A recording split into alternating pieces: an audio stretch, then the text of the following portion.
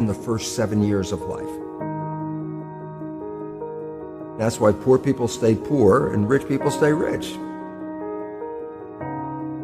The movie The Matrix is not science fiction. It's a documentary. Every human, and this is a fact, every human first 7 years is download hypnosis. The brain of a child under 7 is in a lower vibrational frequency. When you put wires on a person's head, you read electroencephalograph, reading brain activity. A child below 7 has a lower vibration than consciousness. It's called theta. Theta is imagination. Oh, that's how kids play a tea party with mud pies, but to them it's a real thing. A kid rides a broom, it's a horse. That's theta, imagination. Theta is also hypnosis.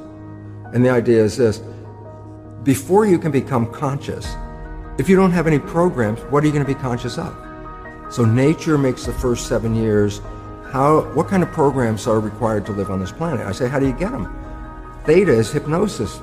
You just watch. You watch your parents, you watch your siblings, and your community, because you have to learn how many 100,000 rules. Think about it. Just to be a functional member of a family and a functional member of a community, there are rules. Teach an infant these rules. I say, oh, you don't have to. First 7 years, they observe it and just download it.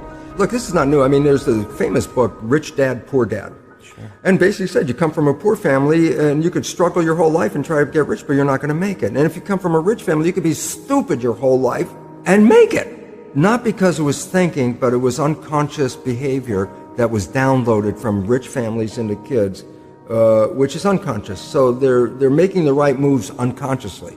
If they engage their conscious mind, then they look stupid, but it's unconscious. And that's the same thing with poor people. Poor people have beliefs from the family. Oh, you can't make it, life's a struggle, things are hard, who do you think you are? And if that's the program you get, then 95% of the day you will sabotage yourself. And that's why poor people stay poor and rich people stay rich, because the programming.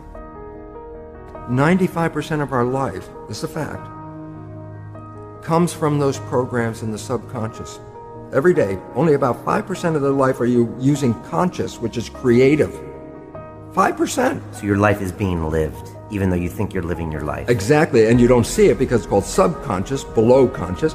And the Jesuits, for 400 years, they were boasting. People didn't understand. They say, give me a child until it's 7 and I will show you the man. They've been saying that for 400 years because they knew 7 years was the program period. And 95% of your life after that will be whatever that program is. So you don't have to try and think about what happened. I just say, look at your life. The things you like that come into your life come in because you have a program that supports them. But anything you struggle with, work hard at, put a lot of effort into making it happen, why you're working so hard, inevitably you have a program that doesn't support that conclusion and you're trying to override the program. So you don't need to do a lot of strength and psychology stuff. You just look at your life and say, where am I struggling?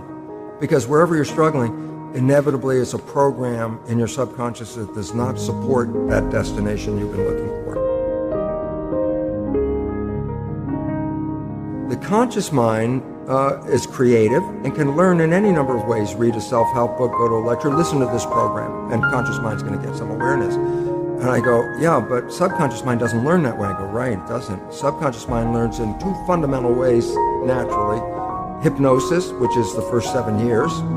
And after age 7, how do you put new programs in? Repetition. Practice. You want to drive a car, you didn't learn how by just getting in the seat and put the key in. You had to practice driving the car. You want to learn the alphabet. How many times did you go from A to Z? Try to go to A to Z before you can complete it. And once you completed it, you didn't have to go back and do it again. So 2 phases. You want to train the subconscious mind, hypnosis, repetition. I like the last one because there's a new phrase that's bandied about called fake it till you make it. Meaning, if you're not a happy person, I say, you want to be a happy person? Then repeat all the time, I'm happy, I'm happy. I say, well, you don't look happy or anything. I say, no, who am I talking to? By repetition, I'm talking to subconscious.